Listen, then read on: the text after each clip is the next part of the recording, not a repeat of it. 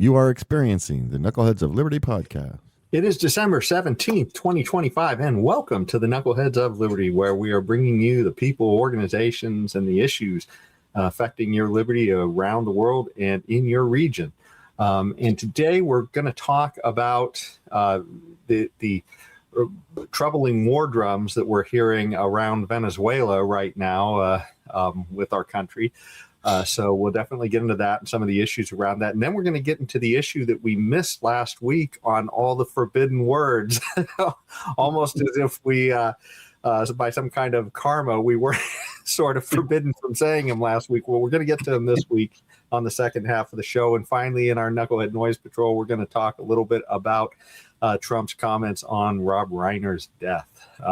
But before we get into any of that, let me introduce you to our panel today. It is, we have Leon, the word Brathwaite, last word in Liberty. He is a retired engineer in the state of California, and I'll be your host, and my name is Jason McPhee. So we always start out the show with a Liberty quote, and we still wanted to have one related to speech because last week we thought we were going to get to that, and so we're going to bring that one back, but we're also got another quote too. So let's start with the quote we were going to use from last week first. And this is our Mr. Ben Franklin here. And he said a quote that I think is really important. And it's, whoever would overthrow the liberty of a nation must begin by subduing the freeness of speech. And I think you can see the importance of, with this quote, of how important they thought speech was. And that's why that was the First Amendment to our Bill of Rights. It was so important in us establishing our Constitution. And of course, since we're going to talk about a lot during the show, later in the show, I'm going to refresh you real quick. It's really short, but Congress shall make no law respecting an establishment of religion or prohibiting the free exercise thereof, or abridging the freedom of speech or of the press or of the right of the people to peaceably assemble and to petition the government for a redress of grievances.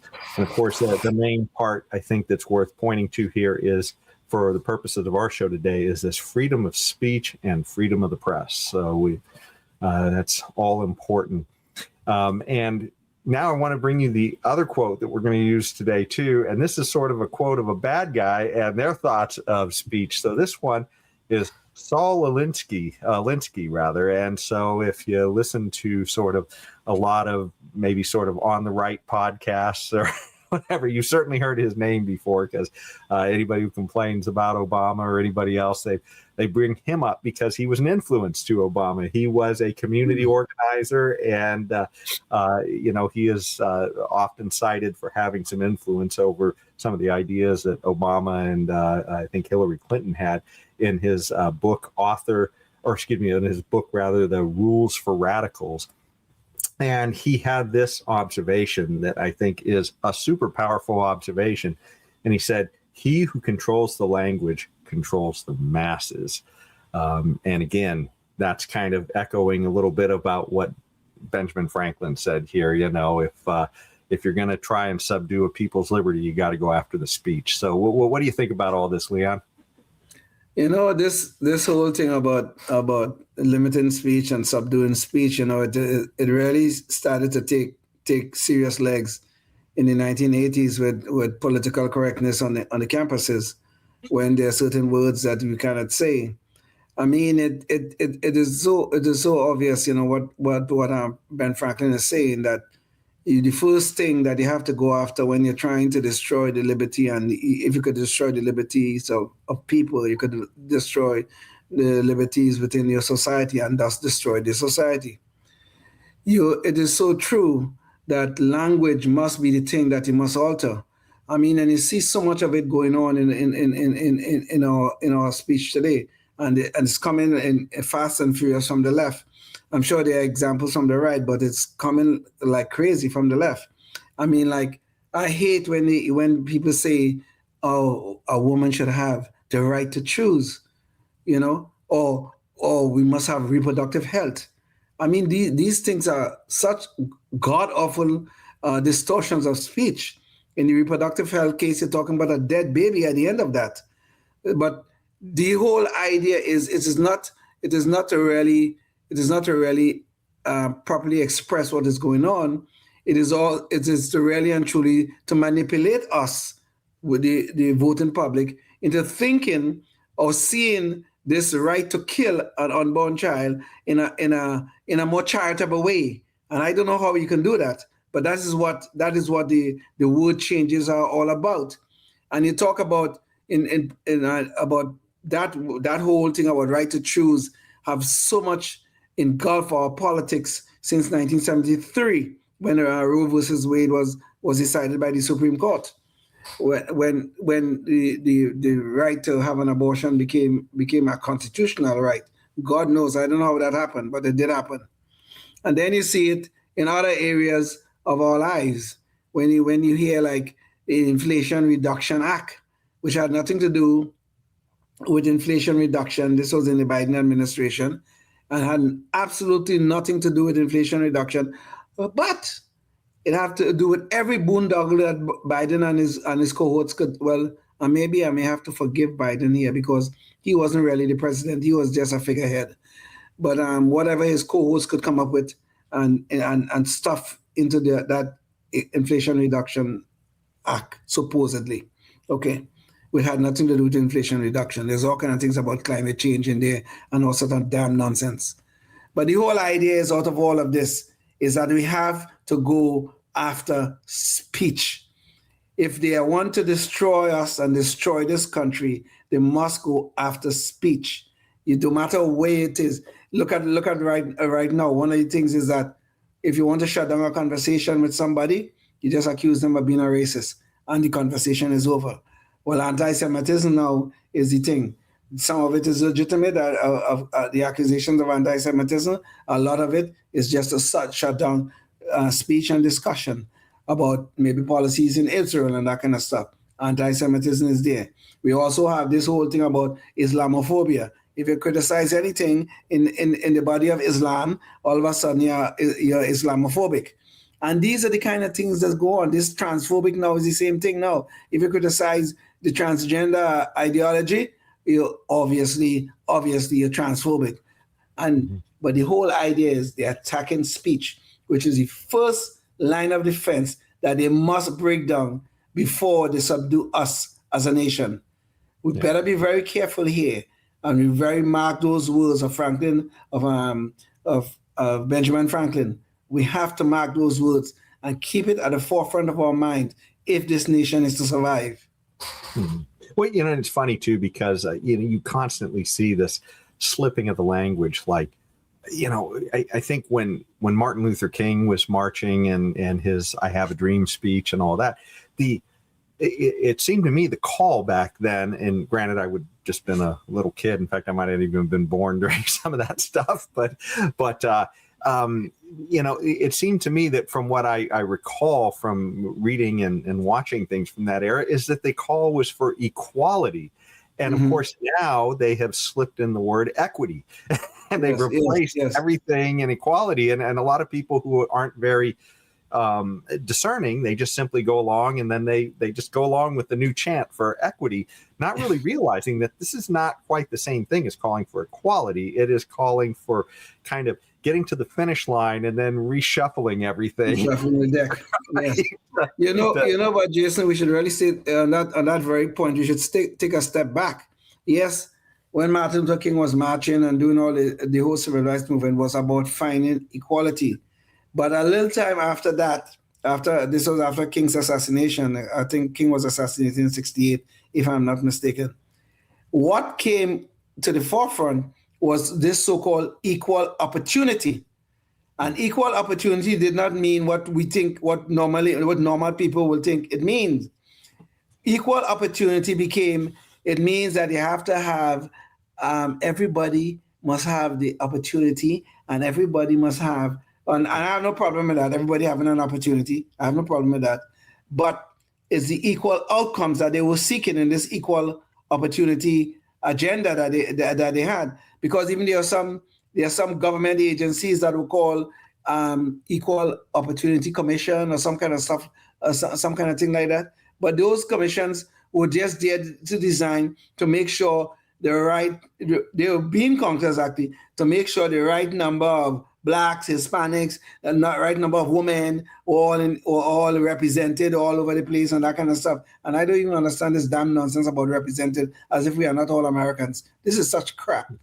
But equal opportunity, first, before we even got to this whole thing about the DEI, it was equal opportunity really you could call it the first DEI, I guess. It was equal opportunity, but then it became quotas, racial quotas, and then racial quotas got a dirty word, became a dirty word. So then they called it affirmative action. And then if anybody looked too close at that, then they decided, oh, well, okay, we're going to call it equity now. So don't worry, we're just, we won't do that anymore because we know nobody likes that. And then they just do it in the form of another phrase.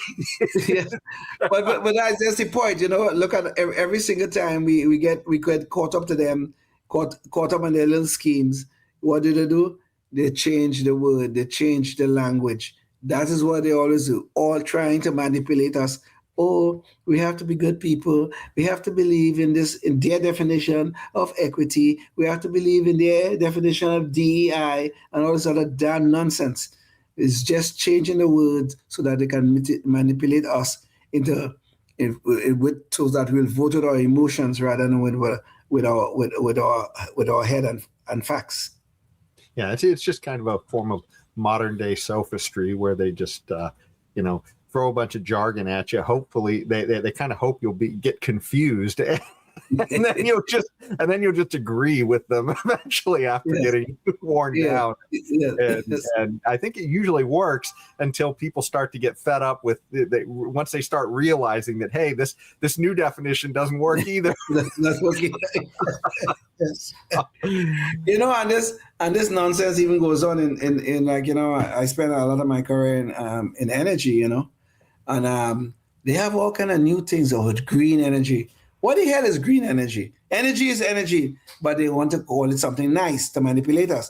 Green energy. Oh, we need green energy. We need a lot of green energy. What the hell is that? Okay. And the other one they like to use is renewables. We must have renewable energy, which is with the whole word, the whole way to use that thing is just a bunch of damn nonsense. There's no such thing as renewable energy. But more to the point is that they used to call the climate change. They used to call it global warming. Global warming, exactly. The name to climate change. Climate change. Yes. As a matter of fact, there's a well-known law here in California, and it is called the Global Warming Solution Act. Is ABM? I don't remember AB what.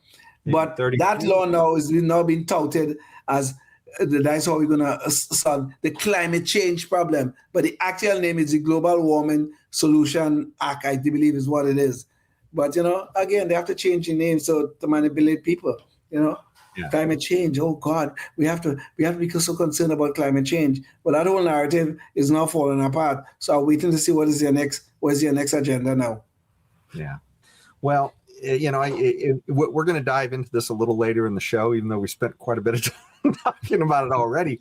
But I think a little bit more concerning than, the manipulation of the words is, I guess that, we might be getting potentially manipulated into getting into a war right now with Venezuela.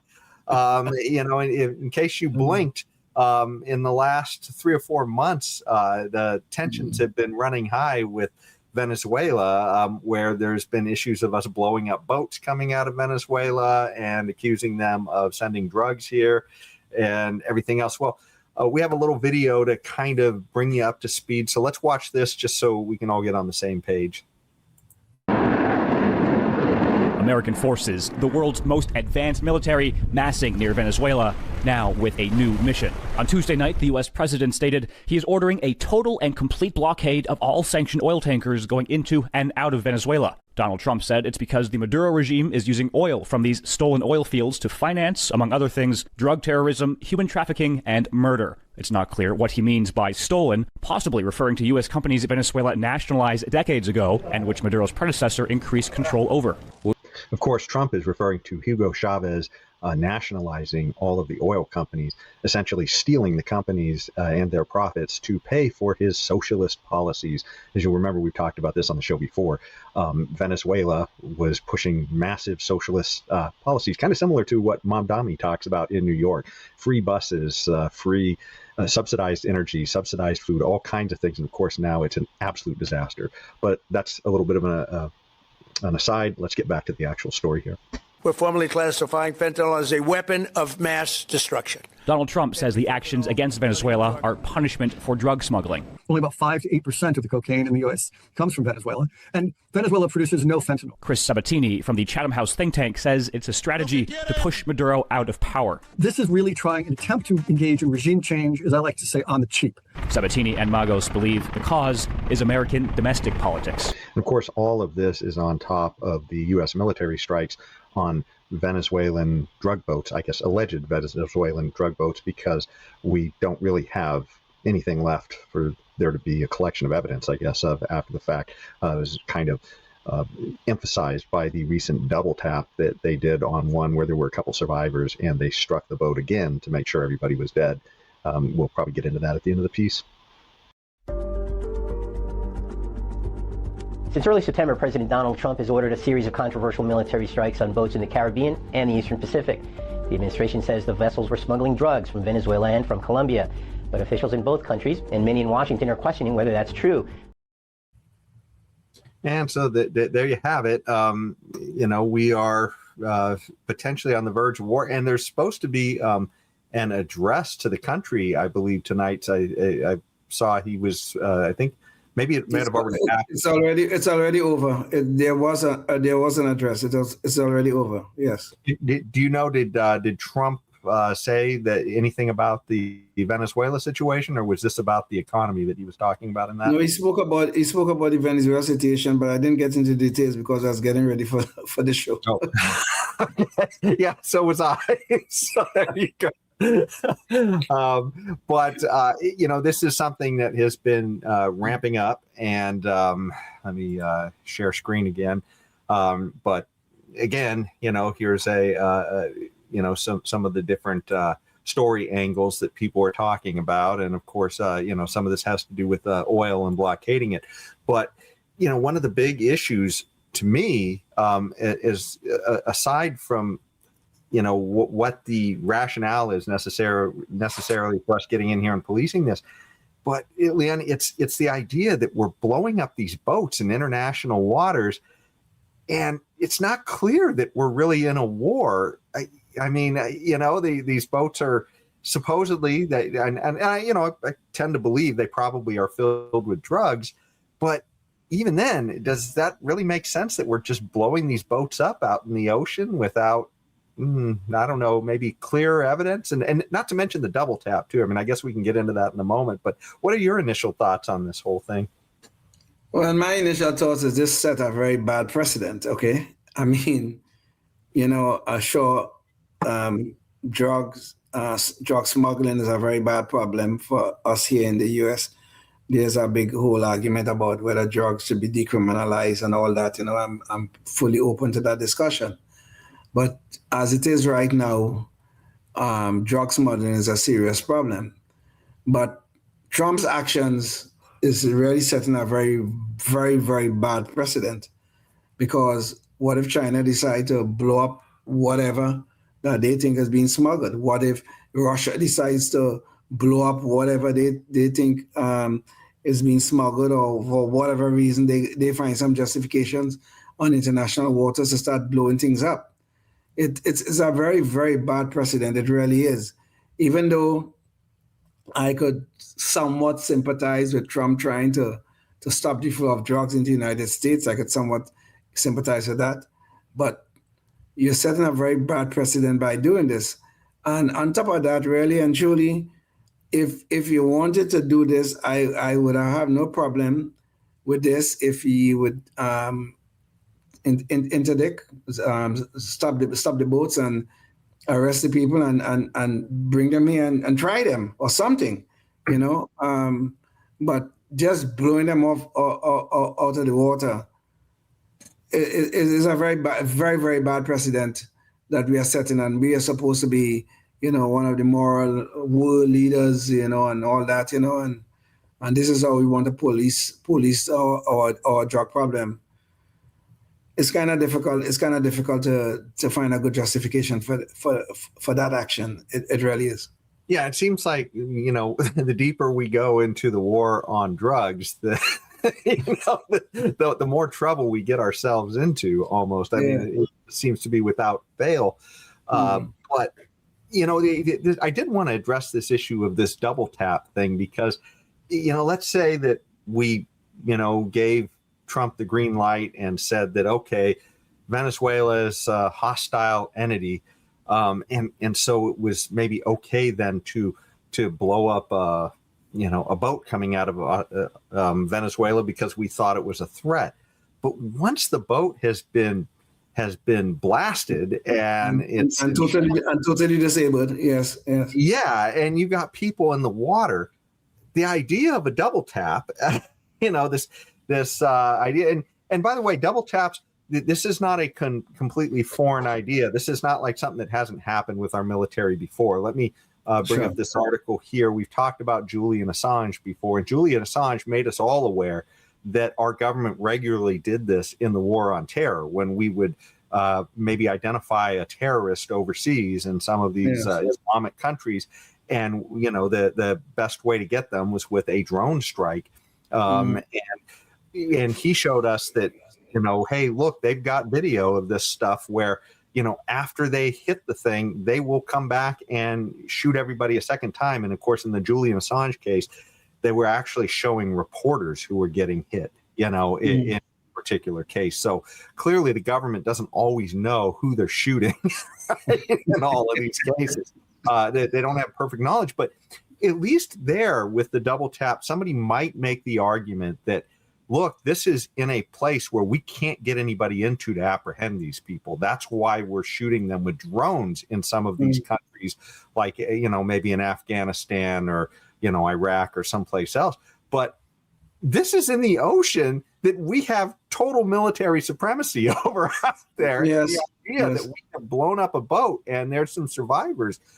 It screams to me that, you know, maybe you're just trying to get rid of all the evidence, you know, or get rid of anybody who might have a contrary story here, because I can't figure out why on earth you would want to kill everybody on the boat after you've disabled it when, you know, there might be valuable intel or something else, right? Why on earth are you not, if you think it's that big of a problem, why are you not capturing the people after the threat's been eliminated? That, to me, seems to be a problem. I don't know. What are your thoughts on that? No, I agree with you on that one. That is seriously problematic. That in terms of how at least that particular strike was handled, when they were clearly, I think two of the smugglers or the alleged smugglers were still alive, and they still did the second blast and end up killing them. Just the optics are really bad, and then there's issues of morality involved in there also. So you cannot defend that. I don't think there's any way you can morally defend that. But you know, I have to mention this. Okay, there's a gross hypocrisy that is ongoing right now. Okay, yes, Trump is doing these strikes in the Caribbean. Yes, they are seriously problematic. I think Rand Paul have made a case that some of this may be necessary, maybe even unconstitutional, and that may be the case. The hypocrisy that is going on here is that during the Obama administration, we had drone strikes. I think he did a total of about 500 or something like that. Included in those drone strikes, Obama ended up killing 3 American citizens. And we hardly had a peep. I think Rand Paul might have been the only person who was really objecting to the drone strikes. Everybody else was quiet, and the media was cheering them on. And oh, this is so good. You know, Obama is taking the war to the enemy and blah, blah, blah, that kind of stuff. And he killed Americans in Yemen. Yeah. Okay. So, and just to jump away before you get too far away from that, when Rand Paul, he was questioning this, and during the Obama administration, and one of the things that happened too was that an American citizen, I believe, was targeted overseas and killed in one of these drones. Al-Waki. He was a preacher from San Diego. Yes. And Rand Paul wanted a clarification from the Obama administration, because obviously this is an issue if you're killing American citizens overseas. But, the bigger issue was, are you going to do this over U.S. soil to maybe citizens here? And he literally could not get an answer from the Obama administration. And he had to do like sort of a Mr. Smith goes to Washington filibuster moment on the Senate floor until finally the Obama administration, Eric Holder's Justice Department, would finally come out with an answer and say, no, they committed, they wouldn't after that. But they wouldn't say that. I mean, that's absolutely insane that they would not. That should be a no-brainer. That should be a no-brainer. Yeah. But the thing is, though, Jason, I mean, if you're killing American citizens, I mean, fine. If you want to say you're having a war and you want to eliminate these alleged terrorists and that kind of stuff, which that may be problematic in and of itself. But the killing of American citizens, you're starting down a very slippery slope here. Okay, I mean, when will a president find justification to start killing America? Okay, so so Obama has set the precedent that it's okay to kill American citizens on foreign soil. When are you going to find a president who might find justification to kill an American citizen on U.S. soil? When is that going to happen? We have just started down, since Obama time, this very slippery slope where we could just do these drone strikes or these things, and we could kill this one in international waters, we could kill this one in foreign lands, and all these sort of things. This could be seriously problematic, because once politicians get one of their authorities enhanced, shall we say, they never give it back. They never give it up and say, well, I really shouldn't do that. No, they don't give it back. Obama have now said the president of killing American citizens. Okay, fine. They could justify it. Oh, it was in foreign lands. So the whole issue here that is this slippery slope that we started, the killing of American citizens. When we're going to find a president who might start justifying killing American citizens on U.S. soil, is a slippery slope here. Okay, very, very slippery slope. And this is my fear, that some president down the road might see it. Well, this is some kind of danger to us as American citizens, that we have to set out these drone strikes on these American citizens for these purposes. And this could be seriously, seriously problematic. Well, and this is quite frankly one of the biggest problems with Trump is that, whether you love him or hate him, the bottom line is he is expanding the powers of the executive. Yes, he keeps straining on the constraints of the executive branch. Yes. And the problem is, even if you like what he's doing, if you let him have those powers, you're going to get somebody that you don't like eventually in office, and they could use those powers in a lot of nasty ways. So, I mean, this Absolutely. And we saw this during COVID, all of the covert things that government was doing to suppress speech and everything else. I mean, it's something where we have to be eternally vigilant if we want to keep our liberty. Sure. But, there's another aspect I wanted to get on before we move off of the Venezuela thing. And the video we showed already touched upon that. But, a bigger, kind of one of the crazier issues is how he recently invoked the idea of WMDs that we haven't really heard a lot about since, we needed an excuse to invade Iraq, and it was WMDs that took us down that hole. And in fact, let me just for the heck of it, show our debt. And if you look really close at the debt, this is where a lot of that debt really started to spike up, is where we needed that excuse, the WMDs to get us into a war, right? Yeah.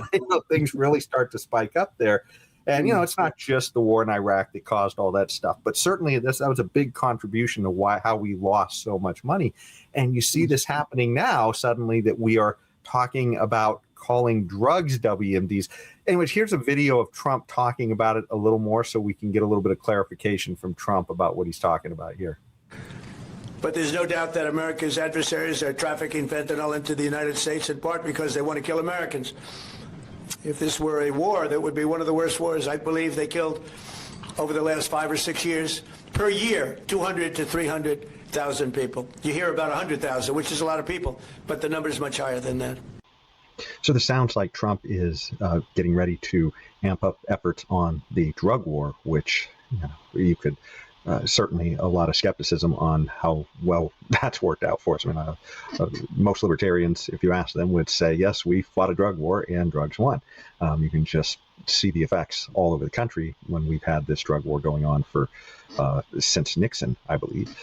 But anyways, let us find out what it is that Trump is going to do now to amp up his efforts in the drug war. That's why today I'm taking one more step to protect Americans from the scourge of deadly fentanyl flooding into our country.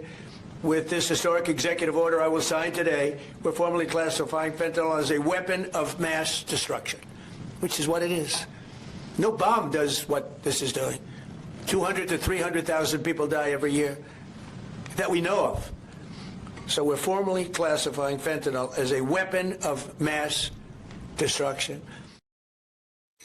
And let me just go back real quick here to our Saul Alinsky quote.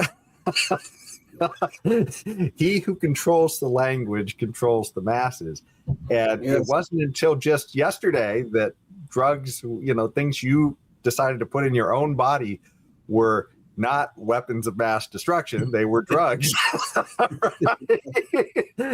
Now suddenly these are weapons of mass destruction. And let me give you a few numbers here, because Trump threw out some numbers during that.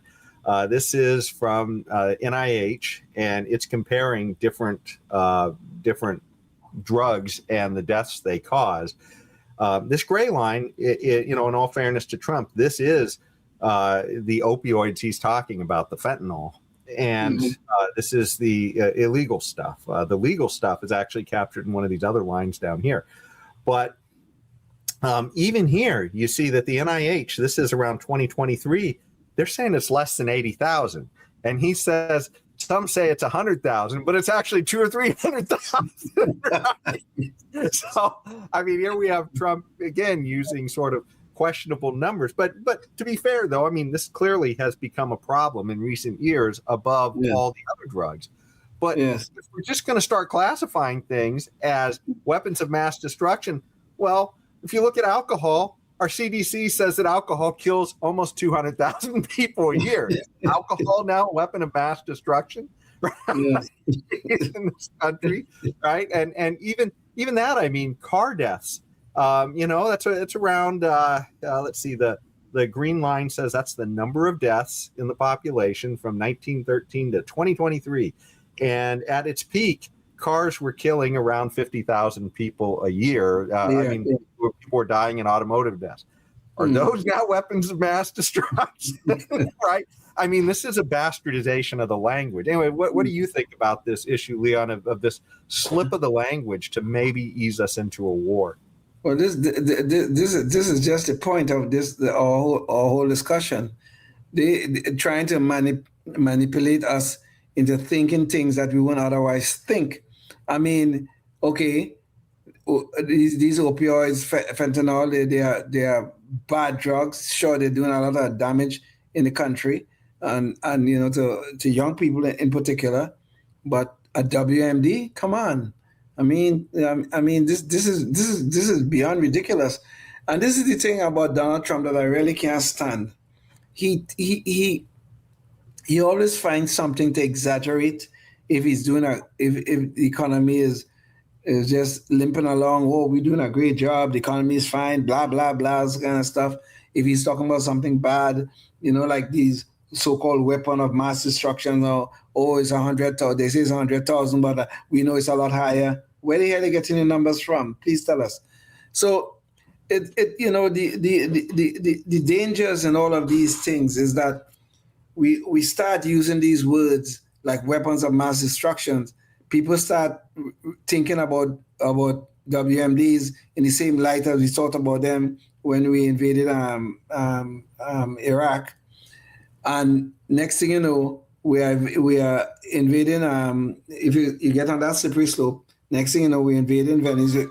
We invading Venezuela to stop the weapons of mass destruction, which is nothing but drugs, street drugs, is what you're talking about. This is the use of language to subdue us and manipulate us, and this is a potential problem. Yeah. Well, apparently, I mean, if you believe this, then George Floyd, I guess it was legit to, if the police killed him, he had a weapon of mass destruction, right? Yeah. He swallowed a weapon of mass destruction. Right? So I'm surprised that the police were that gentle. Yeah, really, seriously, yeah. Yes, well, that would justify George Floyd's death, really, actually, because Derek Chauvin, or whatever the hell his name was trying to save us all by whether it was accidental or intentional. He was trying to save us all. That's why he killed him. So Yeah, Derek Chauvin has a new defense. There we go. That's exactly right. You have a new defense. Yes. I don't want to relitigate that whole thing, but I do think Chauvin kind of got railroaded. but I first, honestly, at first I did think it was intentional murder, but after I look at the evidence and look at some of the things that have come out since, yeah, I think you might be right on that one, honestly. You might be right. Yeah, no, I was right there with you. It's like, how could you justify, what was it, like 6 minutes or 8 minutes or whatever? Almost 9 minutes, actually. Almost 9 minutes. Yeah, but then if you actually go back and you look at all the video, which almost nobody did, they just gave us the highlight, and and then the fact that the government lied about a lot of the evidence in court. Yes, absolutely nuts. But anyways, that's a government lie for another day for us to try to get into. But yeah, they just the fentanyl tie-in. That's the only reason why I'm focused. You could see how the absurdity, if we say that fentanyl is a weapon of mass destruction, the massive power that gives government now within our borders to just break down doors looking for weapons. Yeah. It's like the Patriot Act, the Patriot Act. People are saying well, I think that was during the Bush administration, the second Bush administration. They had the Patriot Act. So now that should sound like something very nice and patriotic, something nice and wonderful. But the truth of the fact of the matter is the Patriot Act took away a lot of our liberties, especially in terms of like the Fourth Amendment, where they eased up on the requirements for some cases for search warrants and all these sort of things. I mean, it was kind of the nice sounding name was nothing but to manipulate us, because at the point in time after the 9/11 attacks, I mean, everybody was united, and we have to go after these terrorists. We have to look for them wherever they are, blah, blah, blah, and all this kind of stuff and things like that. And in the process of that, in the process of trying to find good security, we gave up our good liberties in that Patriot Act and in other pieces of legislation. That is a potential problem. This is the dangers of the politician trying to be the gatekeepers of our words and some of our actions too. They're trying to be the gatekeepers and you just raised the COVID.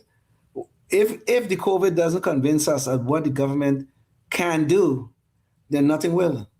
Yeah. And if nothing will, then our society is lost. Yeah, remember how ivermectin, that is a drug that people legitimately take for a lot of things, and suddenly it became horse paste and horse dewormer, according to CNN. Right?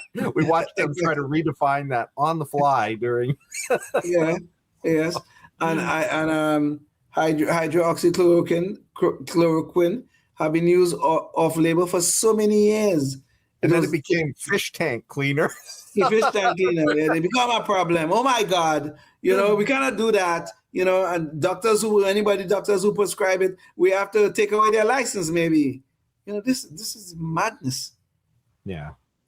Well, anyways, this bastardization of language, it takes us to a topic that we have missed the last couple of weeks. So we're finally going to get into it. And if you have kids watching, you may want to, kind of push them away, because we are going to say some words that may be offensive to some people. And so as we discuss this, because you can't discuss words without saying the word. Exactly.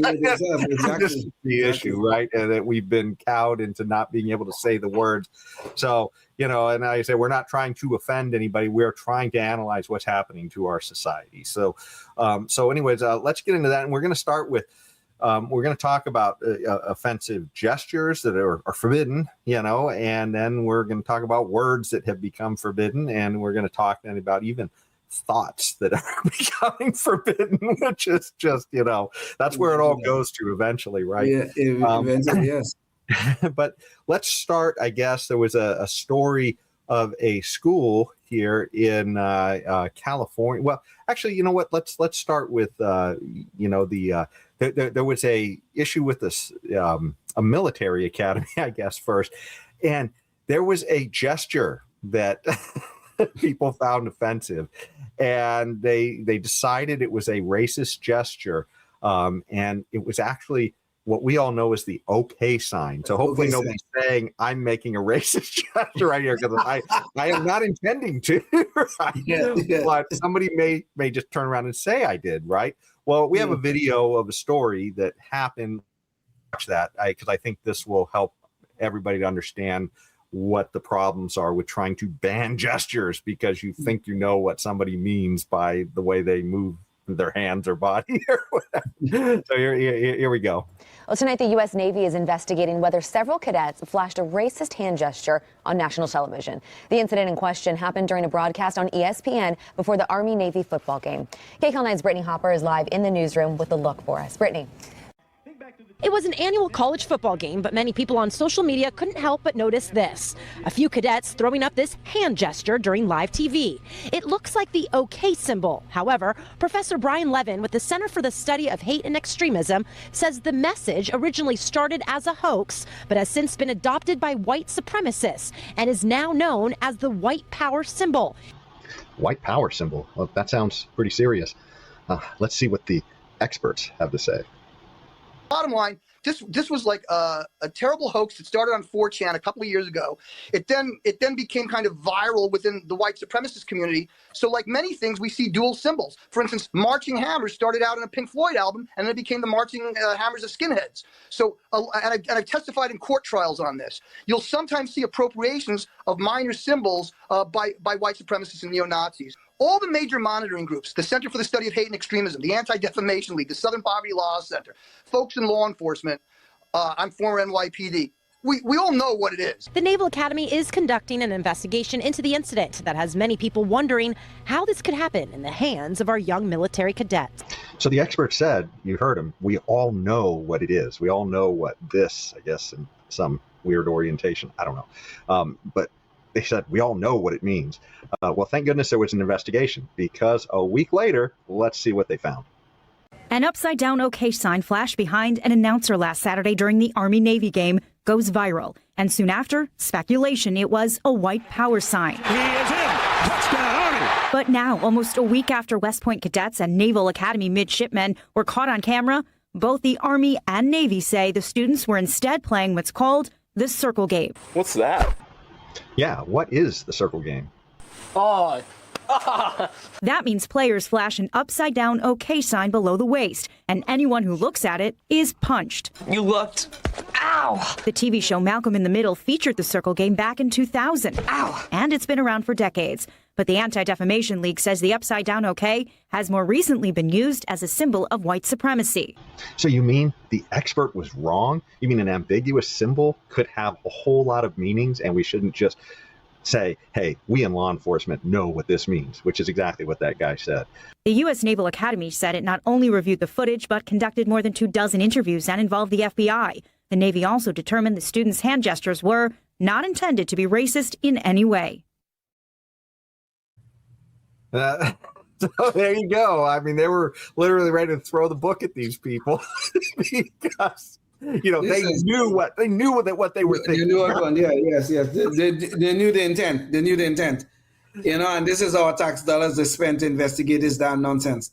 Okay, you never notice that every time we hear about some symbol or some kind of stuff, it's always have to do with white supremacy and white power. It was always that, black people don't have signs and symbols that anybody is offensive, I guess. Hispanic people, neither. They don't have signs and symbols that are offensive to anybody. It's only white people and their white supremacy and their white power. That's the only thing that we find offensive. Nothing else is offensive. This is the insanity of all of this. Besides, even if it meant something to do with white power or white supremacy, even if it did, so what? So what? What I mean, what are you punishing somebody's thoughts? So what? I mean, this is insane. Yeah, but even I mean, that's the main issue, right? I mean, we should have the freedom to say things like that. Let's go back to that First Amendment again. It says, shall make no laws abridging the freedom of speech or of the press. It doesn't say unless it's hate speech, unless it's naughty ideas. Right? There's no clause here that says any of that, right? It just says no law and then abridging the freedom of speech or of the press. And here, we have the government nannies, all these people who know what's best for you and who can tell you that they know what you're thinking. Yeah. They'll tell you when you have bad thoughts and need some correcting, I guess. Need some correction. But there might be a caveat here on this particular story.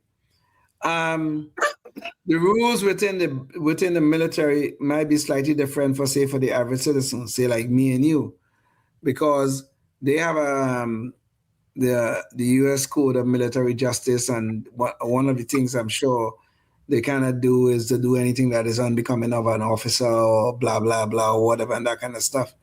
And I think speech is within the boundaries of the commander-in-chief to limit under some circumstances, because if you think about it, and you could see why it may be necessary for them to be able to limit speech. For instance, could a military officer standing on U.S. soil call an enemy and tell the enemy, well, we coming to attack, and then he can claim, well, free speech, it should be protected speech. That would not be protected speech. So there might be conditions under which the military could limit speech. And to be fair, I mean, you're entering into we're not under a military draft anymore, so you are voluntarily entering into that contract with the government to say that you're okay with your speech being abridged to be part of the military, and you kind of do that even when you join into any employment, right? I mean, you don't get to get hired by McDonald's and then get to lecture everybody at the cash register about your religion or or start trashing McDonald's food, right?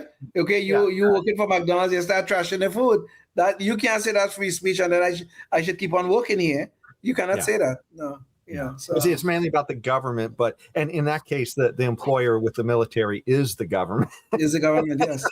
So that's why that was the point I was trying to make. That and by the way, in that particular case, the investigators did say though that these guys would still be disciplined a little bit because this was still behavior that was not considered appropriate. I think they say behavior that was unbecoming is what I think they said, something like that. Yes.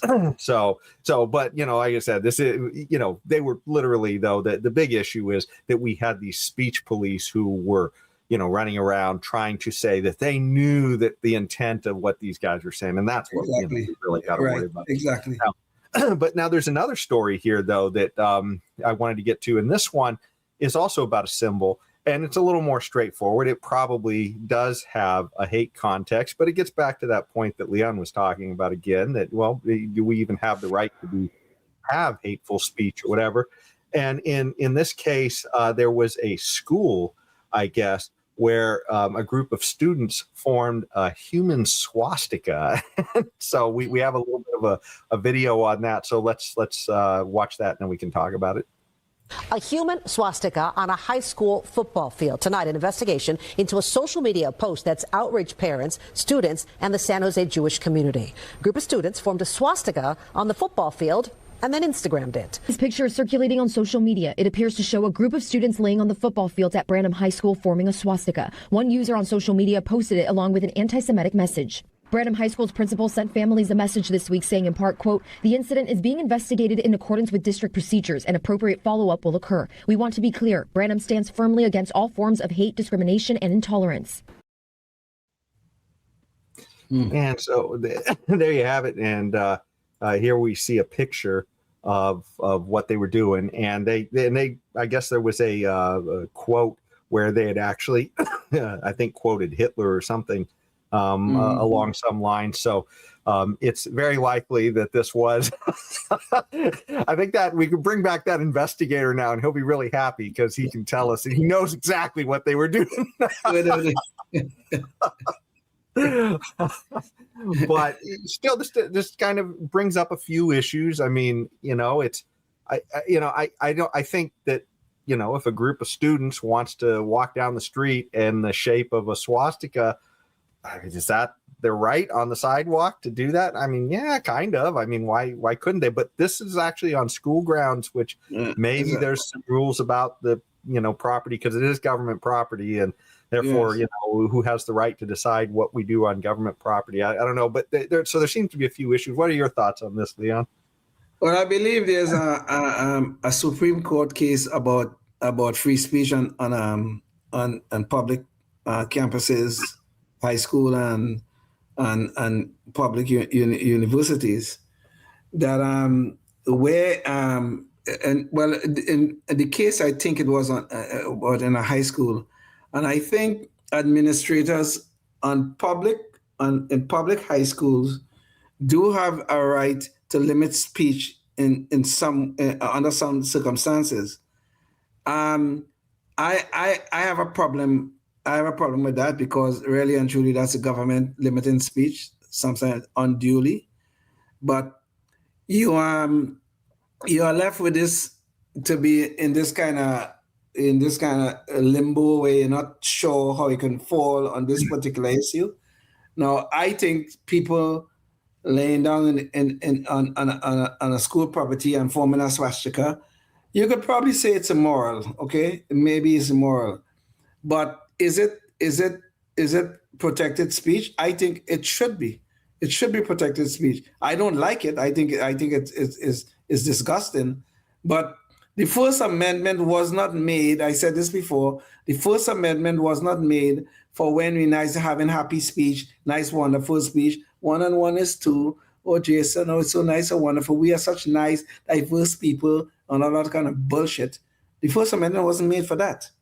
The First Amendment was made to protect even the most disgusting speech. That's what the First Amendment was for, to protect us even when we speak and people find it offensive. Now, we can't go about, no, even shouting fire in a crowded theater. It is okay to do that, but there's the consequences is which you can punish. So if you cry fire in a crowded theater and there was no fire, and people run out, somebody died in the process and that kind of stuff, they could prosecute you for the action after the fact. Your speech will still be, I guess, protected in a sense, but the consequences of that speech will not be. So this particular case, I am not sure where I would fall, because I'm certain that there's a Supreme Court case about high schools or public schools in general, where I think administrators are permitted to limit speech under some circumstances. So, well, and remember, we've seen cases where maybe a coach sits down to pray with students after a game on the field, and that's almost like, especially if it's silent prayer, that's kind of thought policing at that point, I guess.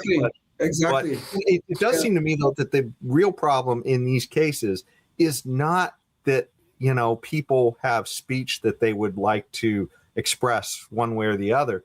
It's that it's the government school, right? Because if it's a government school, then, we all have some stake in it, and therefore who gets to decide, right? And this is why one of the big issues about privatizing schools and having school choice, because then if you don't like the speech that's allowed on some schools, you just go to a different school, right? I mean, it's absolutely. Point.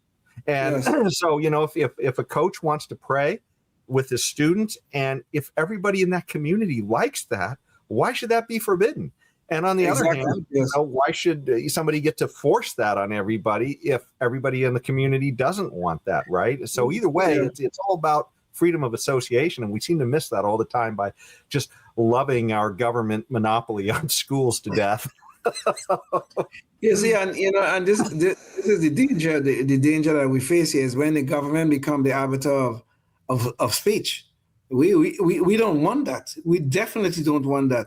And I hate to bring up the COVID again, but it was such a important case where the government was actually took upon itself to limit the speech of certain people, mostly doctors, other professionals, because they didn't like the speech. And it's not their job to not like our speech. We are the citizens. We are protected by our First Amendment of our U.S. Constitution. But the government was telling us what we can and cannot say. Even YouTube and some of these places, they were private organizations. They could limit our speech on their platform. I guess, even though I find that I think that should be wrong. But I mean, it's not unconstitutional. But this whole thing about when the government become the arbiter, this is the danger. Yeah. Okay. And even in that case, you just said there, Jason, you're right. It's a public school. So if the government is limiting speech on a public school, you're talking about the government becoming the arbiter of speech, which sets a dangerous precedent along the way. And keep in mind, as Leon was saying, with respect to COVID, remember a high government official, Andrew Fauci, he said to everybody, Anthony Fauci. Well, that's a good sign that I'm already starting to forget his name. All the damage that guy did. That's a sign of healing, I guess. But anyways, Dr. Anthony Fauci, he told everybody, in order to shut people up, I am the science. I speak for science, which is a way to say, sit down and shut up. Right? Exactly. Government telling you, well, he is not the science, right? That's not, anybody who really has studied and understand anything about the history of science understands this is a history of the evolution of objective thought of humanity, and that means that we're allowed to question, not that you're not allowed to question. That's literally what we're getting away from in science. Yes. So but under government, it always goes back to sit down and shut up. Absolutely. Yes. Yeah. Well, now the next area that we want to touch into is words, and that's going to be the trickiest area here. And to give you an example, let's jump into there are certain words that are forbidden, and we're gonna address those in just a second. But let's watch a video to help understand what the stakes are in this, of what can happen to people when the government or people decide that they're just words that they just can't hear because and we just need to bring down some kind of government control on them. So here is a video of a person fired for using a certain word. According to state documents, a former DMPS staff member was asked to resign or be fired after repeating a racial slur that a student said. Local 5's Emma Scherner joins us now in studio. And Emma, what details can you share with us? Following is detailed by Iowa Judge Patrick Thomas. On May 15th, Esslinger was supervising a study hall when she saw a student calling another student a racial slur. This led her to take the student to the Student Services Center to see a discipline coordinator. And at the center, the student continued saying the word. Esslinger was trying to get the coordinator's attention but failed, so she decided to tell them, quote, he's saying blank, with that blank being the slur. So you may wonder what's the harm in many of these cases of this word policing by government agencies and other such things that happen. We certainly see it happening in other countries as well. Well, this particular story, a person is trying to discipline a kid, and they are literally repeating what the kid said to the other people in authority in order to convey what has happened, and they're literally getting persecuted for that.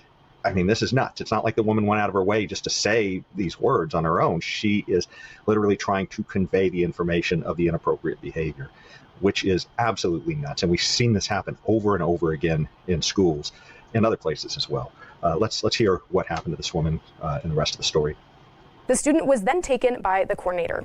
Later on the 15th, the district met with Esslinger and asked her to write a statement about what happened earlier. In that statement, she says she was not calling anyone that slur and apologized for saying it. She says she was just trying to alert the discipline coordinator. The district decided after that meeting to place Esslinger on administrative leave, pending an investigation. The next day, on May 16th, Esslinger called the district's HR manager to ask about the investigation. The manager later told Esslinger she had to make a choice, either resign or be terminated. So there you have it. I mean, that's the stakes, that people are losing their jobs. And this is the case of government here, because this is a school district, a government school again, right? Yes. So what are your thoughts on this, Leon, before we take a deeper dive?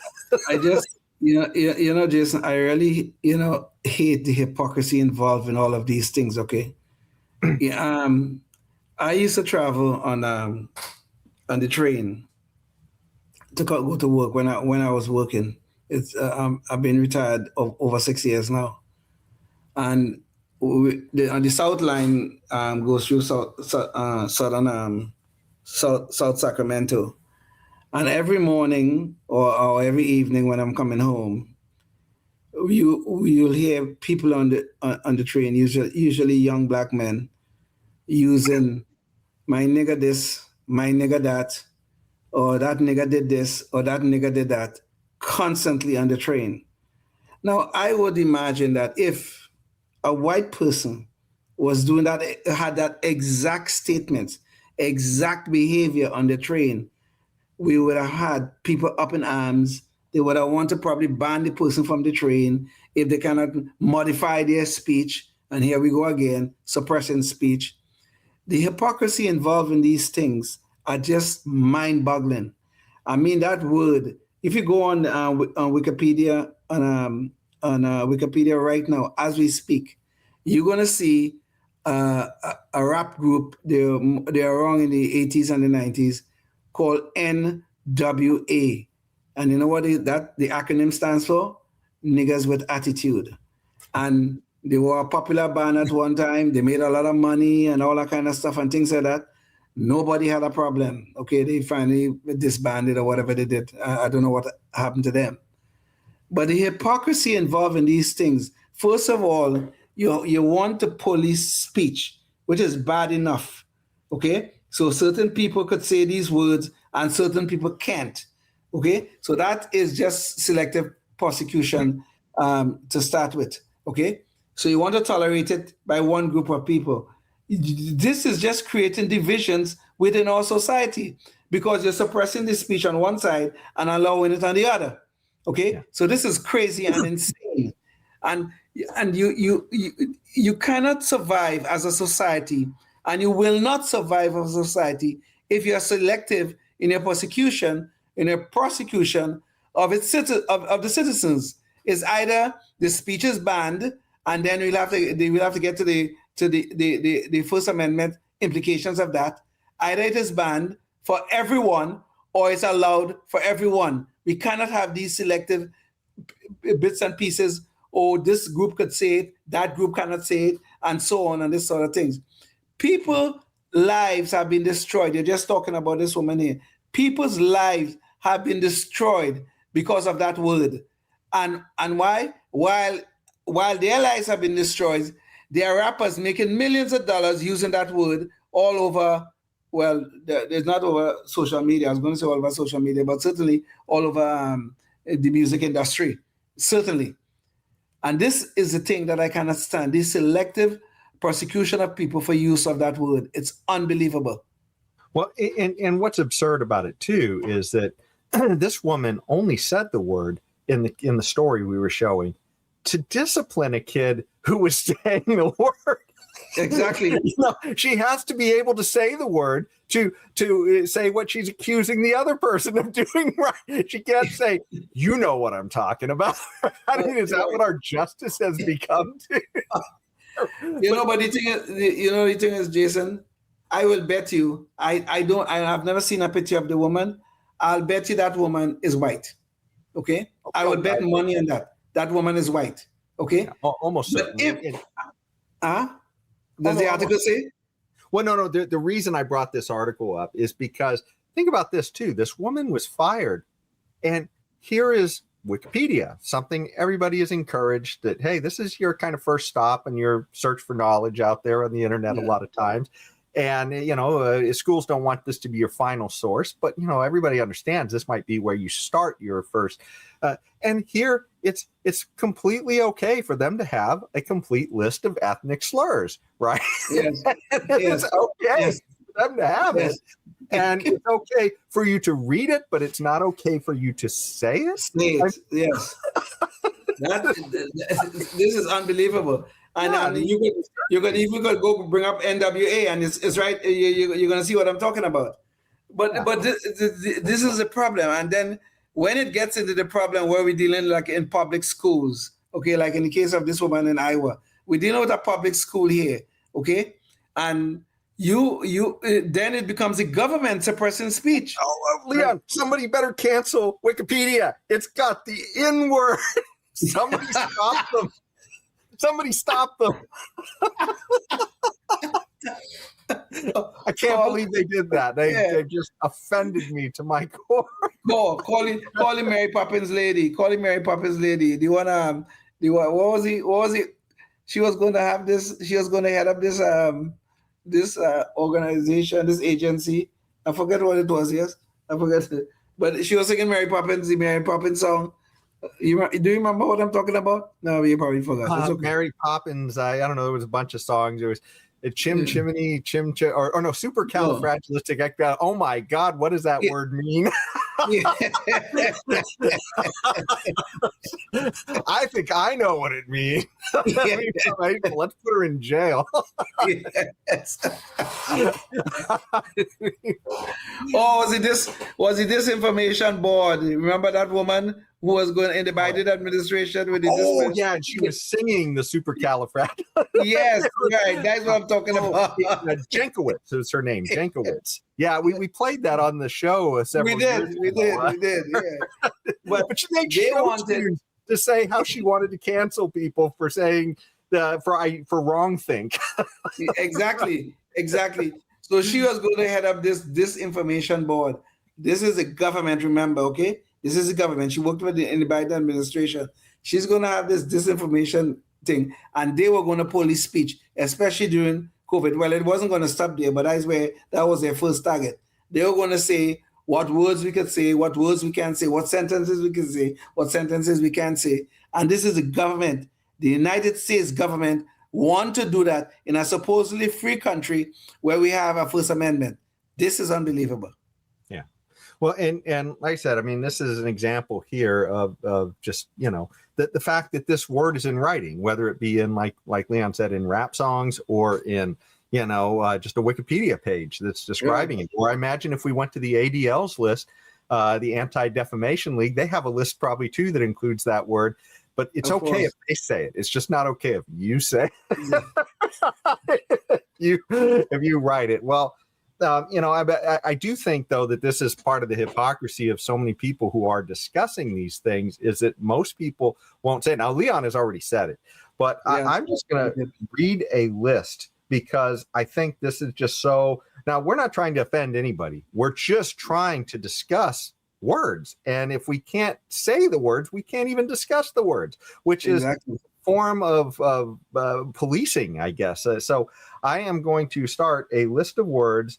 And if, like I said, if you have kids listening, then maybe some of these are offensive. I personally don't think most of them are that offensive, but these are all things that could offend somebody.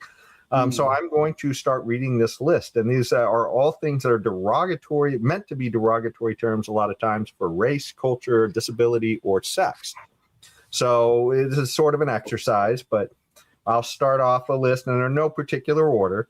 But so here goes. So cracker, spick, soy boy, tardo, chink, nigger, honky, retard, wetback, kike, cuck, towelhead, faggot, dyke, sand nigger, gimp, slant eye, round eye, dirt, Nazi, queer, Jap, spear chucker, darky, whitey, beaner, greaser, froggy, kraut, half-breed, mongrel, tranny, schizo, cunt, incel, bitch, hiney, jigaboo, junkie, mick, spook, nip, Oreo, nigga, squarehead, raghead, freak, maricone, tranny, shyster, spade, slope, white trash, Karen, wop, Shylock, beta, slut, hag, cocksucker, midget, nag. And this isn't a comprehensive list. This is just a list of a lot of things we've probably all heard in our lives. Yeah. And the question is one of those words more offensive than any of the others? Right? I mean, should one of those words carry legal consequence while none of the others should? Which one? I mean, I know this is so fascinating because one of the words they used there was calling somebody Karen. Now, Karen is somebody's actual name. So you are saying that somebody could be calling out a friend, right? Karen, and all of a sudden somebody's offended because they heard Karen. Come on, I know somebody named Karen. They died a few years ago.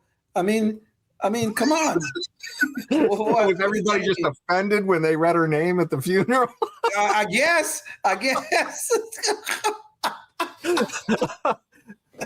But I mean, this is the absurdity of it, right? I mean, words have meaning between the people who are using them. That's not even the same. It's like that okay symbol that we showed earlier. That had a meaning for some people under some context and a meaning for other people under other contexts. And a guy who was literally claimed he was in law enforcement, he said he knows what it means. Right? And that, he does this for a living and that he's willing to bring the weight of government down on somebody because he knows what you mean. Yeah. And in all of these cases, it's like, does the guy who makes his rap group an offensive name to some people, does that mean he's necessarily offensive to everybody? This is just nuts. The idea that we have one standard that somehow has to apply to everybody. But I mean, I would challenge somebody to say which word out of that bunch that I said is okay to say and which one isn't okay to say. Right. Exactly. So so I guess, Leon, let me give one other example before we kind of get into what should be done, I guess, about these cases. There was another case too where a teacher, I guess, said this in a class and she was fired and then she was reinstated. But I thought one of the more interesting cases is something that just happened in Portland, where a white man was approached by a black man with a knife. It sounded like probably a black homeless guy who had a bunch of charges against him. They were both homeless, actually. Apparently, they were both homeless, as far as I understand it. Go ahead. Okay. And so the white guy was apparently standing at some transit stop or something, and the black guy came up to him with a knife unsheathed. Right? Yeah. And then they wound up getting into an altercation, and the white man wound up getting stabbed by the black man. Okay, yeah. And the defense case was that the black man was simply trying to walk up with the knife to trade it for cigarettes. Imagine that. But that after the two got into an altercation, probably because the guy felt like he was threatened, but he used the N-word that we just talked about. And of course, the N-word, as it would be ridiculous not to say it, but he apparently called the guy a nigger. That's what he did. And the issue was that the jury then found that the guy was not guilty after stabbing somebody. Imagine that. So they're saying, you see, Jason, this story indicates the very danger that we are discussing here. Now, you are telling me now that a man could stab another man, could kill another man because the man say a word that you find offensive. So really and truly, what you're saying is that in our society, the offense of your nature is the standard by which you can use to quote unquote defend yourself. So if somebody says something to me and I'm offended, or if somebody call me a Democrat when I'm not, that's pretty damn offensive. I would be so damn offended. Based upon this jury standard, I have a right to kill that person, or at least try to kill them, because this is what this guy was obviously trying to do. Okay, I would have that right based upon this jury and the ruling of this jury. This is a madness in our society when we allow offense to be the standard, because anything could be offensive. Anything. I could be offended. I could be offended by hearing the words climate change. I could be offended by that because I think it's a bunch of bullshit anyway, but I could be offended by that.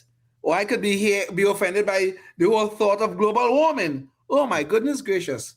I should go out and kill everybody who use that word. Or one person could believe in one God and be offended that another person believes in a different God. There you go.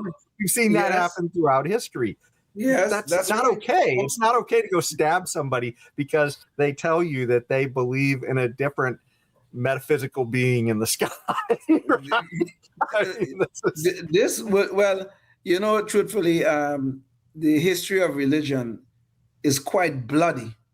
Okay, it's quite bloody, and a lot of it have to do with the fact that people believe in different gods, whether it's Christians and Muslims or Muslims and Hindus, or whether it's Christians and somebody else, the Baptists and the whoever was fighting at the beginning of our country. I mean, it's been bloody. And it's just because of their belief in different gods. I mean, right now, like Christians don't believe that the Mormons should be part of the Christian faith and all that kind of stuff. And, it's kind of all this sort of things that is an attempt to suppress people's speech, to suppress their beliefs is what happens here. But the thing that we have to be careful about, and I think it's already, I don't know if I can say it have reached the breaking point, but the thing that we have to be careful about is making offense the standard, because anything could be offensive, and we can never have a truly functioning society if everything could be offensive. We could never have a good society and a productive society, a functioning society, if everything could be offensive. Before we wrap this topic up, I did want to show one more video because this really shows the absurdity that's happening outside of our country right now. And it's a conversation between two journalists about what word they can say and what word a person can say without getting thrown in jail in England. But these are two journalists that most people will recognize. It's Tucker Carlson and Piers Morgan. So let's watch a little bit of this. Would you say the word faggot on camera? No. Why? Because you don't want to get arrested, do you? Doesn't want to be arrested. Because it's so harmful to people? No. Is it like gay bashing? What's wrong with that? No, actually, my whole issue with the whole trans debate, for example, is you don't need to slide into actually say derogatory stuff about trans people to make the point that women's rights should be protected. You don't need to. Well, I agree. So what? I don't believe. No, but it's a magic word. I don't believe in needlessly sneering. Well, I'm not smearing anybody. I just think. But why would you use that word? Faggot? Yeah. I just did. But would you faggot? Okay, but why? And I'm using it because you're not allowed to. Because you're allowed to. Go ahead. I don't want to. Say I. So what is causing Tucker Carlson and Piers Morgan to have so much consternation over this F word? Well, it has to do with a woman who was in the UK and she had been assaulted by somebody, and when she sent a text to sort of a frenemy of hers that was sort of knew about the assault, I guess, to some degree, but it's a little bit complicated. But when she sent the message describing what had happened to her and the beating she took, she called the person a faggot, or the F word that they are talking about. And when that frenemy then sent the text on to the police, and believe it or not, this woman was persecuted for describing her assaulter with a slur, this F word. Let's hear a little bit more from Piers Morgan interviewing the woman in question. How did you feel when the police contacted you? Well, I was shocked. I didn't expect that. I mean, because these are private text messages. Throughout my life, I've had messages with my friends, and we've fallen out, and we've said things that aren't very nice to each other. But you would never really expect that to go any further than that. I've heard 11 police officers turned up. Yeah. I mean, that's completely ridiculous. Yeah, I'd left my front door open. I was waiting for my dad to come to the house. I was actually in the bath. And 11 they opened the door themselves. And just came in? And came in. And you were in the bath? Yeah. And then they just come up the stairs, and they didn't give me any privacy or anything. Like, I had You were naked? Yes. How did that make you feel? Disgusted and really upset. I was crying my eyes out. And what 11 police officers sent to somebody's house to arrest them while they're taking a bath, while they're naked, for a word, for a naughty name. This is nuts. Was in the course of these text messages, you use the F word. We've already said what that word is. He repeated it many times. I choose not to say it. You can do what you like. In the end, you pleaded guilty. First of all, why did you plead guilty? My solicitor told me to. Right. And I've never been into trouble before, and I was really concerned about. You had no criminal record? No. Because the malicious communications offences, which is under which you were prosecuted, such as sending grossly offensive messages, can receive a hate crime sentence uplift if motivated by hostility towards a protected characteristic like race, religion, sexual orientation, or disability. So you got an uplifted sentence. So there you have it. I mean, it's just absolutely nuts. Somebody says something, that's a more serious crime than somebody actually assaulting somebody, which is just what we saw in this other case in Portland. Sure. So that was why it was definitely important to talk about this. But, this does bring up the issue. What is then the proper solution in a free society when you hear things that are offensive to you? What should you do? Right. Well, I'll let you go first. If you want to go, it's okay. It's okay. If you want to go, it's okay. Well, but, no, you go. You sound like you're ready. The answer, Jason, is simple. Implementation might be more difficult because we are so far down this road where offense is now becoming the standard. That my personal offense is the standard to shut people up. Okay? So if somebody called me a Democrat, I'm surely offended by that, but I should be able to shut that person up for saying something that is a common word in our society. The answer to all of this is free speech must be absolute. Now that does not mean we cannot persecute people for the consequences of speech. Like, for instance, I gave the example of shouting fire in a crowded theater. There's no fire. Somebody got trampled and died. Then the person will not be persecuted for their speech, but persecuted for their actions. So the whole thing about this is that we have to get back to that standard where free speech is absolute, but people can be persecuted for consequences of speech, like inciting violence. You could be persecuted not for the speech itself, but for the violence that resulted from your speech. Like me telling someone, man, you should go kill that son of a SOB. You should go kill them. You should go blah, blah, blah. You should go do that. Okay. My speech is okay. It should be okay. But if that person acted on my speech, then sure.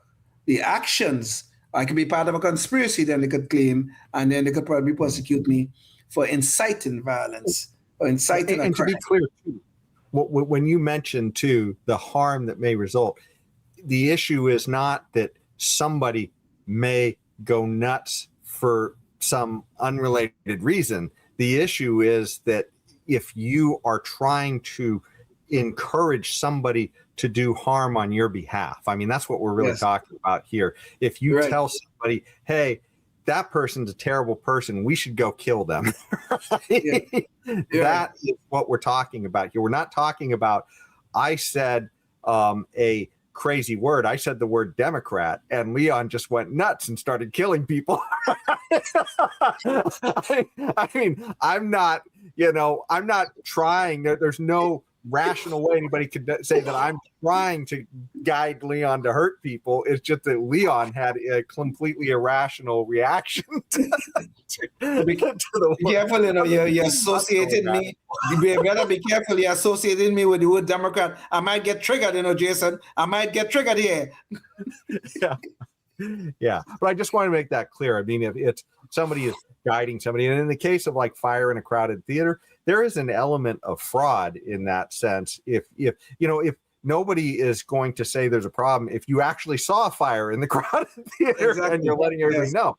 But if you're screaming fire in the attempt to cause people to harm themselves because they are trying to respond to a false allegation of fire, that is where the real harm is there. So there's an issue of fraud. And of course, in contract law, you don't have the right to just lie to people in a contract. Exactly.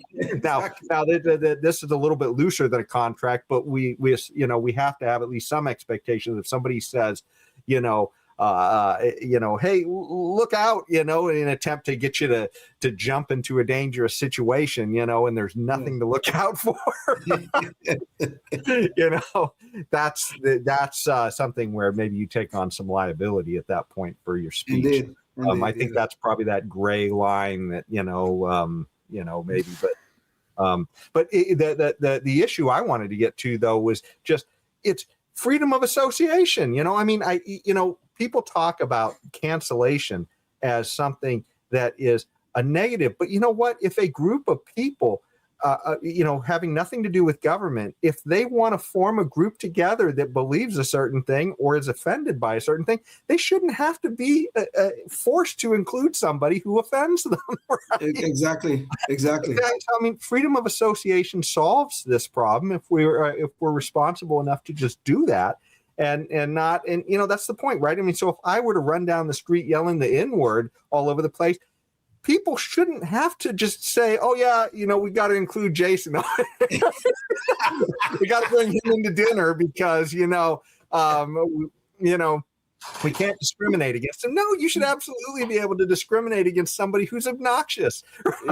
Yeah. Or if the Democrats have a little association here in their group, they should be forced to take Leon. All right, they should be. And we see this, if it's a group of Democrats, they may not want a Republican showing up, right? I mean, exactly. They should have the freedom not to have to do that unless you're government. If you're government, then you can't really put those lines out because we all are forced to pay into government. But if we keep things as private as possible, so we have government as small as possible, then freedom of association and freedom of speech solve most of our problems. If we can just, embrace those things. But sadly, we constantly want to force everybody into our own ideas about what they can say and who they have to be around. So, and there's a cost, by the way, to irrational bias. If we've talked about Jackie Robinson before, but I mean, there were people who didn't want a black baseball player on their team. They paid for that because the team that took Jackie Robinson beat the crap out of them. Exactly. Yeah, and then pretty soon, all those other teams, they changed on their own without government forcing them to, because they said, and this was before the Civil Rights Movement. Before the Civil Rights Movement. Yes. Yep. So anyways, it's just something to, there are solutions here. But anyways, let's jump to freedom of thought, because that's the ultimate here. That's where we're going. And this literally happened in Europe, and it's not quite this bad here yet. Although, sometimes it feels that way online. But this literally happened in Europe, where a person was arrested for silently praying in public. Let's watch this video. A little over 2 years ago, the British government charged Adam Smith Connor, a 51-year-old physiotherapist and an Army veteran, with the heinous crime of standing 50 meters from an abortion clinic and silently praying for 3 minutes. Not obstructing anyone, not interacting with anyone, just silently praying on his own. Arrested for silently praying. Sounds just nuts. Let's see a little more about Adam Smith Connor's story and see who he is. When Adam Smith Connor was approached by police officers, they asked, "What is the nature of your prayer today?" What is the nature of that? I'm praying for my son. Making the charge against him what many are calling a thought crime. They asked me to leave the area. I declined because I don't think that prayer can ever be considered a criminal act or illegal. I was out of line of sight from the clinic behind a tree, and I didn't look at anyone, I didn't approach anyone, I didn't speak to anyone. So what exactly is this thought crime law that is being enforced in the UK? United Kingdom's new buffer zone law makes it illegal for anyone to do anything that intentionally or recklessly influences someone's decision to use abortion services. The law will apply within a 150-meter radius of the abortion service provider. Unless you think this is a one-off, here's another case. 63-year-old retired medical scientist from Bournemouth, England, was also put on trial for standing near an abortion clinic and holding up a sign reading, "Here to talk if you want," and talking to women who approached her. So what are you up to today, sorry? I'm praying. You're praying? Yes. Okay. In Scotland, this letter sent to citizens warns that anyone living within an abortion clinic buffer zone could violate the law while inside their own homes. Some think it could include praying near a window if a woman seeking an abortion walks by. Jesus Lord. Good Lord.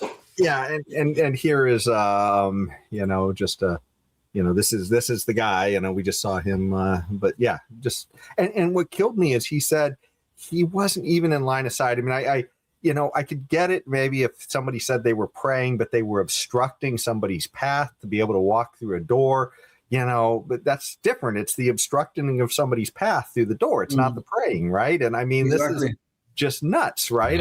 Here a person was across the street and not in line of sight, and he's praying because his own son, was lost to an abortion, right? Yeah. And that's what he was praying about. And that you're not allowed to have those thoughts in Europe. The sad thing about all of this is that Europe is the cradle of Western civilization, and one of the biggest tenets that came out of that cradle was that thing that we call free speech, and that not only free speech but freedom of thought and freedom of association, but certainly freedom of thought. And now we're seeing so many of these European countries where the United Kingdom is almost lost. So many of these countries taking massive steps back, where speech is being suppressed in every corner, and it's on every corner of Europe you could think about. In the case that we're talking about with this woman who sent out a text message to somebody who was supposed to be a friend. The friend took it into the police, then 11 police officers. Imagine that. They don't have no other crimes to take care of. They're going to arrest a woman. They enter the woman's home I don't know, I guess they had a search warrant of some kind, I don't know. Enter the woman's home, 11 police officers to arrest this one woman because she used the word faggot in a text message to a friend, a supposed friend. These countries, some of them are truly lost. Okay? Great Britain, lost. France is heading the same way. Sweden is heading the same way. All of these countries are now finding creative ways to suppress speech and prosecuting people who even think about certain things. Okay? Well, Leon, one of the things I wanted to mention too about something you just said about the woman in the UK, and is because she said an F word. I would have never known if somebody she said the F word. I wouldn't have known what that meant, right? I would have thought there's a whole bunch of other swear words I would have assumed she was using. And the fact that the word was faggot that she was saying. It's like, to me, it wouldn't have even occurred. And that's kind of the problem, right? Is that somehow with all of this stuff, we're saying, you know what that person did, you know what that person, they used the F word, they used the N word. Yeah. That's insanity. We don't even necessarily know what they meant. And it's the same thing with the sign. Yes. You know what that meant. I mean, this is nuts, right? The idea of the words we can't. Anyway, sorry, Leon. I just wanted to, but it just occurred to me that F word, and it's like, wow, you know. Yes. It's just plain insane what is happening in some of these countries. The so-called cradle of Western civilization. This is unbelievable. I never thought I would have lived long enough to see this happen in 2025. I never thought I would have lived this long. I'll be 70 years next year, and I am, God willing, of course. And I'm seeing some of the most remarkable reversals of liberties occurring in what used to be the cradle of Western civilization. It's just absolutely, they would make our founding fathers but cry to know what we're coming to. Absolutely nuts. But we did get a comment too from one of the viewers, and they said, "Happy holidays, knuckleheads," from Florida, from Bernadine M. Montague. Bernadine M. Montague. She's my sister. Oh, okay. Happy holidays to you too, Bernadine. Okay. Well, let's see. Let's get on to the last topic, which is, because we're way over time, but this is our Knucklehead Noise Patrol. And again, we're talking about what somebody said here. So, and again, it's our president. We've got full circle. And it has to do with, a sad case. Somebody was murdered, a famous actor. Let's watch the video and we can find out a little more about the story. Well, legendary Hollywood actor Rob Reiner and his wife were found dead inside the couple's California home in an apparent homicide. Citing multiple sources, people reported that Rob, 78, and Michelle, 68, were killed by their son, Nick. So terrible tragedy for Rob Reiner's family and friends and his many fans around the world. He is an iconic actor and director, having directed movies such as Stand By Me and starring in TV shows that everybody remembers that are like a landmark, like All in the Family. So Rob Reiner also, though, was a very political person and really did not like Trump. And those who knew him probably thought he had a little bit of Trump derangement syndrome, or TDS. However, that had nothing to do with his death. And yet that didn't stop our president from commenting on Rob Reiner's death. Let's hear a little bit about that. President Trump is responding to Rob Reiner's death with what appears to be a political attack against the late director. Posting on Truth Social, Trump suggests Reiner's death was due to, quote, the anger he caused others through his massive, unyielding, and incurable affliction with a mind-crippling disease known as Trump derangement syndrome. Reiner was a vocal critic of the president, Kentucky Republican Thomas Massie, calling his comments, quote, inappropriate and disrespectful. And when confronted with this behavior in the White House by the press, Trump doubled down. Mr. President, a number of Republicans have denounced your statement on Truth Social after the murder of Rob Reiner. Do you stand by that post? Well, I wasn't a fan of his at all. He was a deranged person as far as Trump is concerned. I don't know if you caught that, but he said he was a deranged person as far as Trump is concerned, literally referring to himself in the third person there.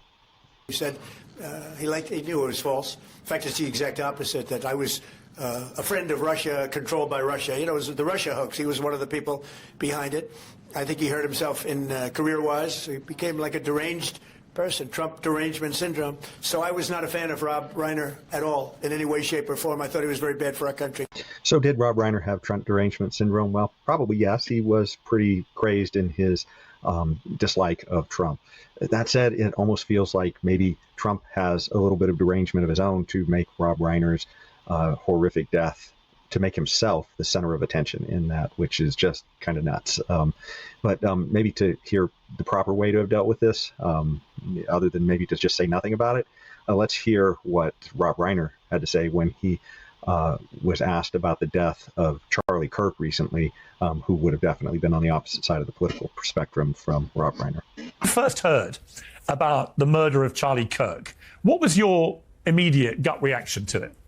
Well, horror, absolute horror. And I unfortunately saw the video of it, and it's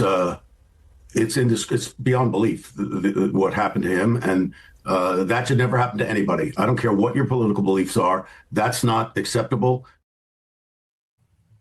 And so there you go. And let's see. And yeah, this is the article we're talking about here. So and it's kind of interesting because it does feel like a lot of Republicans, at least, rank and file people are kind of expressing that they're a little bit appalled by what he said, even if not all the politicians are necessarily, some of them are kind of, gutless and won't rebuke him for this. I know Thomas Massey and MTG, they both came out and said this is not appropriate, but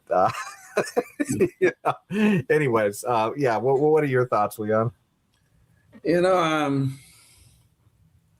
Trump does really know how to rub us the wrong way, and us being people who supports him and voted for him. He's the president of the United States, and you would think there's a time to be gracious, okay?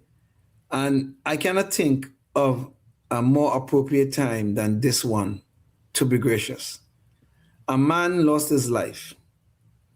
The man's wife also lost her life. And to make this situation even more tragic, their son is responsible for their deaths, allegedly. This is the time for the leader of nations to say something more gracious, something more merciful, something more heartfelt than to litigate your political differences. Okay, I didn't think much of Rob Reiner. I didn't think much of him. However, he didn't deserve to die this way. And he didn't deserve the tragedy of his death, that is, he died at the hands of his son, as did his wife. And I think Trump really blew it in this particular case,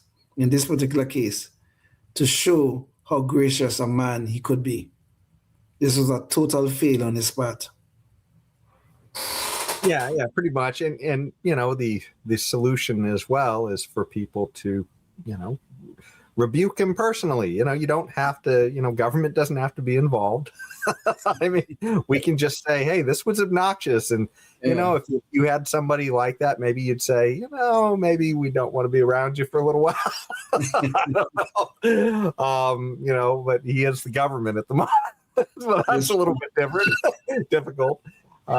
Yes. But yeah, so anyways, but it's something where I think it's important that I think, we should all demand more of our political leaders, I guess, yes. Those who would put themselves in power to speak in our name. And that's part of the problem, right? Is that, we've seen the standards of the Democrats, which are willing to put practically a comatose person in office. But, Republicans are also, you got to step up and say, hey, if our guy is doing something wrong too, we got to think at least. And we can still say, hey, our guy, we still may say is better than the other guy, but we at least got to acknowledge that. Acknowledge that this was a total fail. This was a total fail. You got to acknowledge that. Yes. Yeah.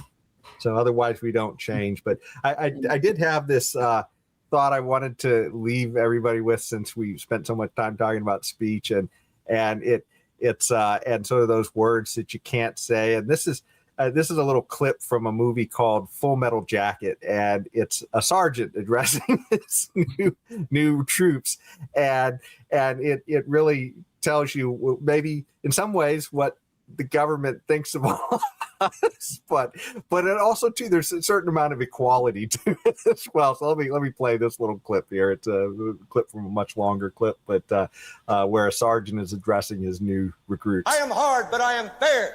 There is no racial bigotry here. I do not look down on niggers, kikes, wops, or greasers. Here you are all equally worthless.